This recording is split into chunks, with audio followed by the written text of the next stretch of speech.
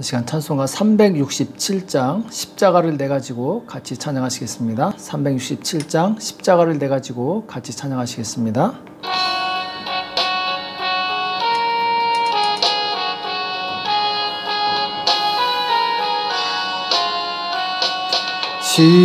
십자가를 내가 지고 주를 따라가도다. 이제부터 예수로만 나의 보배 삼겠네. 세상에서 부귀 영화 모두 잃어버려도 주의 평안 내가 받고 영생 복을 얻겠네. 주도 곤욕 당했으니 나도 곤욕 당하리. 세상 친구 간사하되 예수 진실하도다. 예수 나를 사랑하사 빛난 얼굴 뵈시면 원수들이 미워하나 염려할 것 없도다. 내가 핍박당할 때에 주의 품에 안기고 세상 고초 당할수록 많은 위로 받겠네. 주가 주신 기쁨 외에 기뻐할 것 무엇냐. 주가 나를 사랑하니 기뻐할 것뿐일세. 아멘. 이 시간 다 같이 기도하시겠습니다. 살아계신 하나님 아버지, 이 새벽에 주님 앞에 나와 간절히 기도할 수 있도록 은혜 주시며 감사합니다. 주님, 우리가 주님 가신 그 길을 따라가기 원합니다. 생명의 부활에 이르는 그 길을 따라갈 수 있도록 우리를 붙들어 주시옵소서. 좌로나 우로나 치우치지 아니하고 오직 말씀의 길, 주님 생명의 길을 갈 수 있도록 우리를 붙들어 주시옵소서. 우리에게 강한 담대한 믿음을 주셔서 세상의 모든 유혹을 이기게 도와주시옵시고 마침내 영원한 천국에 넉넉히 들어갈 수 있도록 우리를 축복하여 주시옵소서. 오늘도 우리에게 주시는 말씀을 듣기 원합니다. 말씀을 깨닫는 지혜가 있도록 축복하여 주시옵소서. 감사하며 예수님의 이름으로 간절히 기도합나이다. 아멘. 이 시간 하나님의 말씀 시편 37편 1절에서 6절까지 말씀을 보시겠습니다. 시편 37편 1절에서 6절까지 말씀 같이 한 목소리로 합독하도록 하겠습니다. 같이 읽겠습니다. 시작. 행악자를 인하여 불평하여 하지 말며 불의를 행하는 자를 투기하지 말지어다. 저희는 풀과 같이 속히 배임을 볼 것이며 푸른 채소같이 쇠잔할 것이미로다. 여호와를 의뢰하여 선을 행하라. 땅에 거하여 그의 성실로 식물을 삼을지어다. 또 여호와를 기뻐하라. 저가 내 마음의 소원을 이루어 주시리로다. 너의 길을 여호와께 맡기라. 저를 의지하면 저가 이루시고 내 의를 빛같이 나타내시며 내 공의를 정오의 빛같이 하시리로다. 아멘. 의인과 악인의 결말, 의인과 악인의 결말이라는 제목으로 같이 말씀을 나누겠습니다. 자, 시편 37편은 굉장히 유명한 시죠. 많은 사람들이 좋아하는 시인데, 자, 이 37편에서는 이제 누가 의인이고 누가 악인인가 여기에 대해서 말씀하고 있고 또 그 결과에 대해서, 그 결말에 대해서 말씀하고 있죠. 자, 먼저 누가 의인인가. 자, 11절에 보면은 오직 온유한 자는 땅을 차지하며 풍부한 화평으로 즐기리로다. 여기 보면은 온유한 자에 대해서 말씀하고 있습니다. 자, 온유한 자. 우리가 일반적으로 온유한 자 하면은 굉장히 나약하게 보이는, 그리고 정말 뭔가 부족해 보이는 그런 느낌을 받는데 사실은 그렇지 않습니다. 자, 온유한 자는 인격이 훈련되어서 자기를 선으로 잘 통제할 수 있는 사람을 의미합니다. 자기 자신을 이기는 사람이죠. 사자나 이리 같은 맹수들을 훈련시켜서 잘 되었을 때 그 조련사들은 프라오스 이렇게 외칩니다. 프라오스. 자, 이 말은 온유해졌다 이런 뜻이죠. 그 맹수의 그 강함 그리고 이 폭력적인 근성이 조절되어서 온순해졌다는 것을 의미합니다. 자, 이와 같이 온유한 사람은 자기 힘을 잘 조절해서 유익한 목적을 위해서 사용하게 됩니다. 자, 모세는 원래 굉장히 혈기가 많았던 사람이죠. 공부도 많이 했고 혈기가 많았고 자칭 아주 의를 행하려고 했던 사람이죠. 그래서 불의를 보고 사람을 죽이는 그런 죄악까지 범하게 됩니다. 자, 그런데 그가 광야에서 40년 동안 연단을 받습니다. 그 강팍함이 교만함이 꺾여지게 돼요. 그래서 온유한 사람이 됩니다.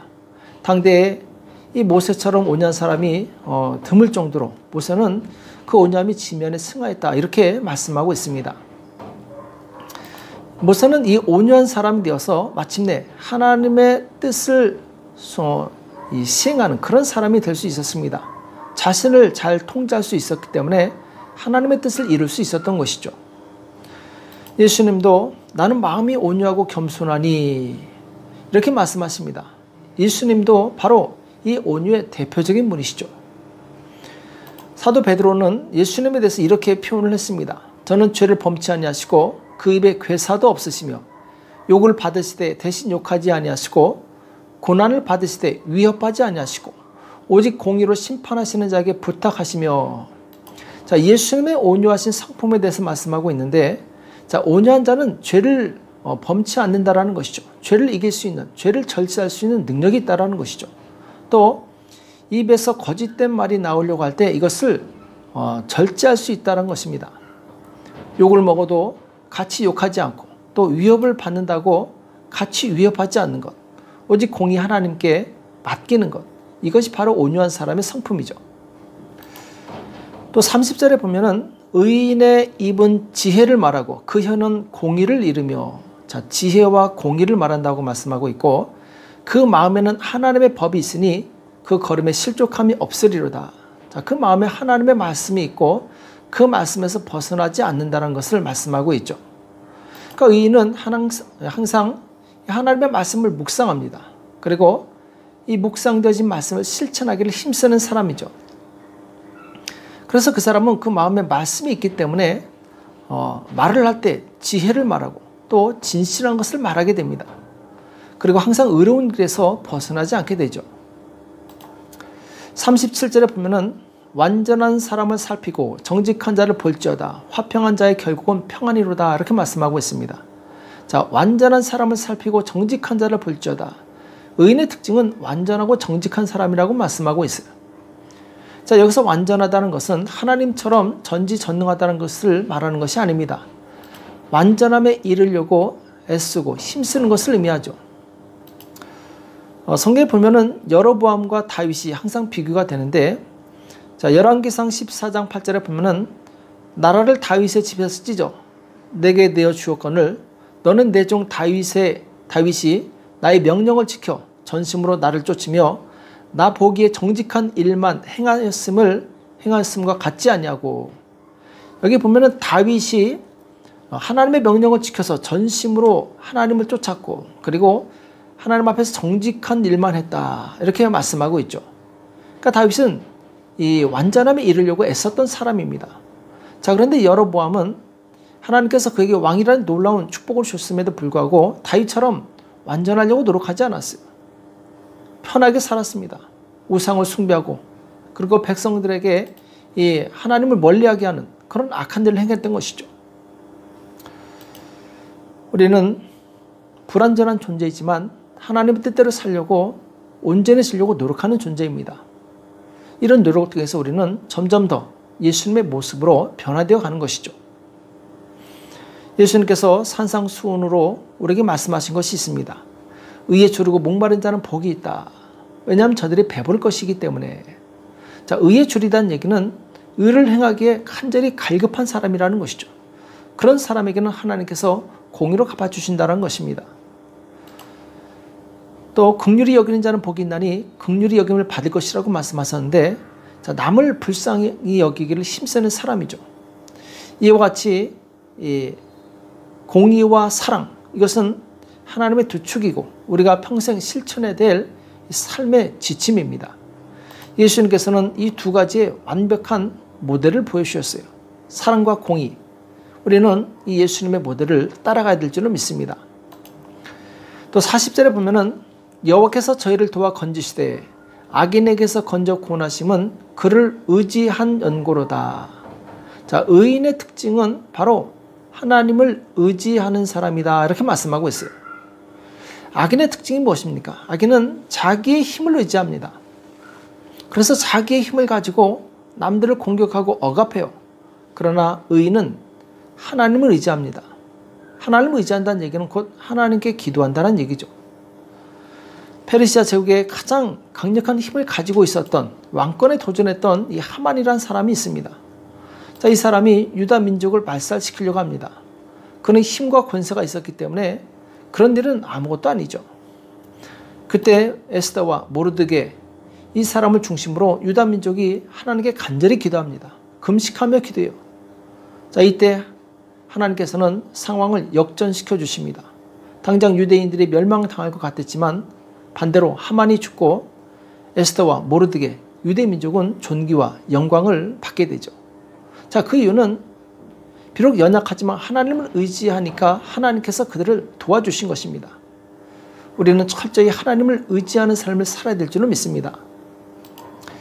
또 악인은 누구인가에 대해서 말씀하고 있는데 12절, 14절, 15, 21절, 32절에 보면은 악인이 의인치기를 꾀하고 항상 그 일을 가는도다. 악인이 칼을 빼고 활을 당기고 가난하고 궁핍한 자를 엎드러뜨리며 행위가 정직한 자를 죽이고자 하나. 그 칼은 자기의 마음을 찌르고 그 활은 부러지리로다. 악인의 특징은 의인을 미워하고 연약한 자들을 억압하고 그리고 죄악을 도모한다는 것이죠. 또 21절에 보면은 악인은 꾸고 갚지 아니하나 의인은 은혜를 베풀고 주는도다. 악인은 꾸고 갚지 아니하나 의인은 은혜를 베풀고 주는도다. 자, 악인은 마음이 강팍하고 공격적입니다. 하나님의 말씀을 무시하고 하나님의 통치를 받아들이지 않죠. 은혜를 받지만 은혜를 갚을 줄 모릅니다. 또 32절에 보면은 악인이 의인을 엿보아 살해할 기회를 찾으나. 자, 공통적으로 악인의 특징은 의인을 미워하고 죽이려고 하고 그리고 이 연약한 자들을, 자기보다 연약한 자들을 괴롭힌다라는 것이죠. 그 대표적인 사람이 바로 이 사울 왕입니다. 사울 왕은 하나님이 주신 이 왕의 직분을 바로 하나님을 위해서 사용하지 않습니다. 다윗을 죽이려고 하고 또 힘없는 백성을 억압하는 데 사용하게 되죠. 또 하나님의 말씀을 불순종하고 자기 감정을 따라 행동하게 됩니다. 자, 이런 사람은 바로 성경에서 악인이라고 규정하고 있어요. 자, 그러면은 이들의 결말은 어떻게 되는가? 자, 의인의 결말에 대해서 말씀하고 있는데 오늘 6절에 보면은 내 의를 빛같이 나타내시며 내 공의를 정오의 빛같이 하시리로다. 자, 내가 하나님 앞에 행한 의로운 행동, 선한 일들을 하나님께서는 하나님에 대해 만민 앞에서 나타내셔서 우리로 하여금 칭찬과 영광을 받게 하신다라는 것이죠. 우리는 하나님께서 나를 높여주실 때까지 겸손히 나에게 맡겨진 일에 충성을 다해야 될 줄로 믿습니다. 또 22절에 보면은 주의 복을 받은 자는 땅을 차지하고, 자, 땅을 차지한다고 말씀하고 있고 29절에도 의인이 땅을 차지하며, 자, 온유한 자가 땅을 차지한다고 했고 그리고 의로운 자가 땅을 차지한다, 이렇게 반복해서 말씀하고 있습니다. 곧 하나님의 말씀의 통제를 잘 따라서 살아가는 온유한 하나님의 사람들은 하나님께서 그 지경을 넓혀주신다는 것을 의미합니다. 영향력을 크게 하신다는 거죠.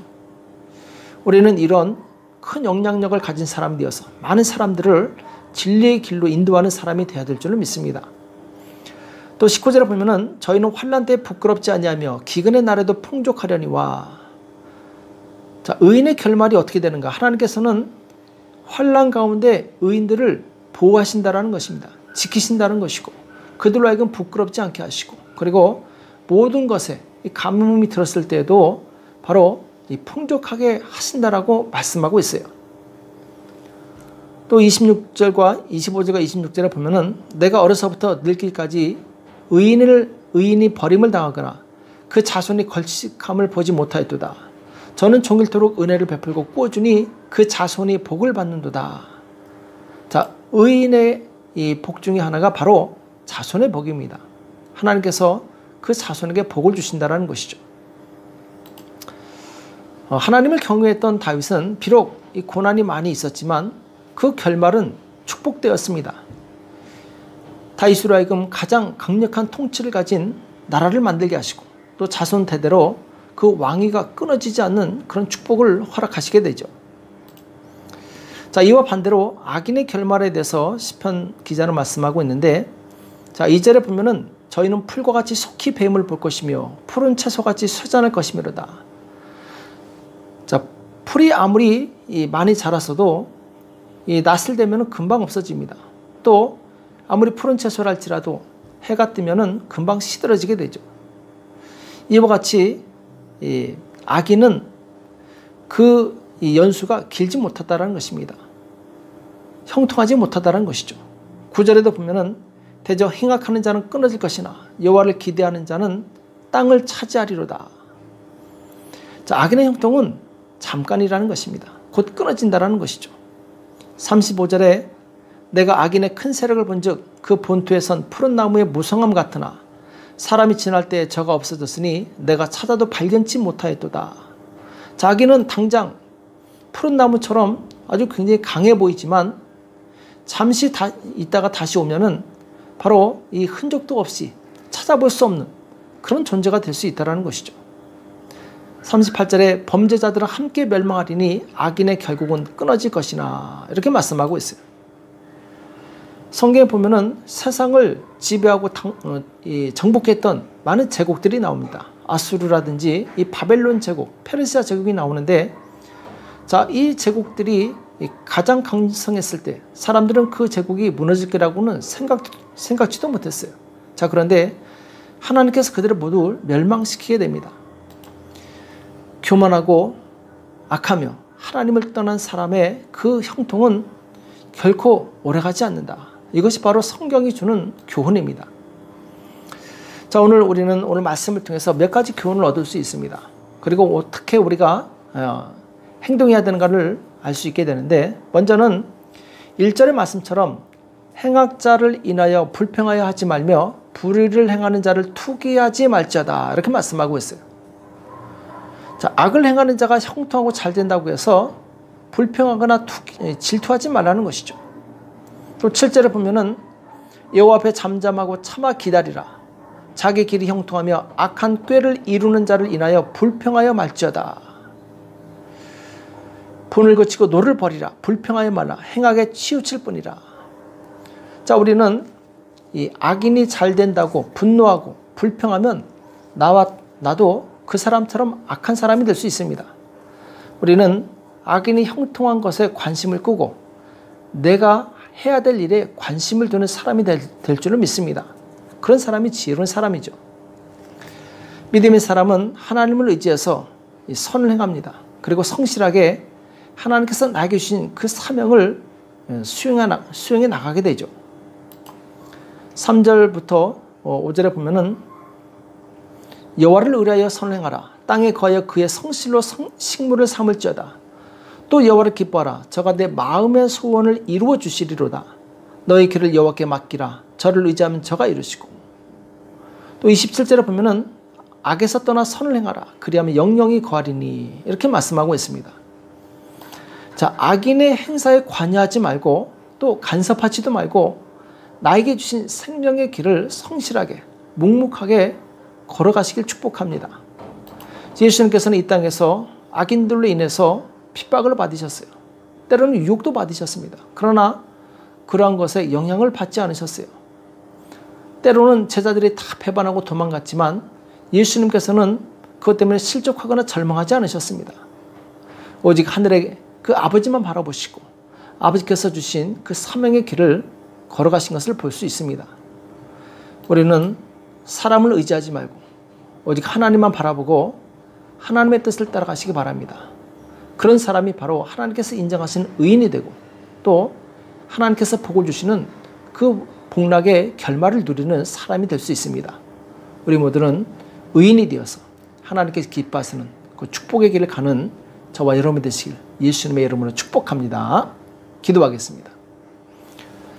살아계신 하나님 아버지, 오늘 우리에게 말씀해 주심을 감사합니다. 하나님, 우리가 의인의 길을 가기 원합니다. 의인이 받는 그 결말의 축복을 소유하기 원합니다. 하나님, 우리를 붙들어 주시옵소서.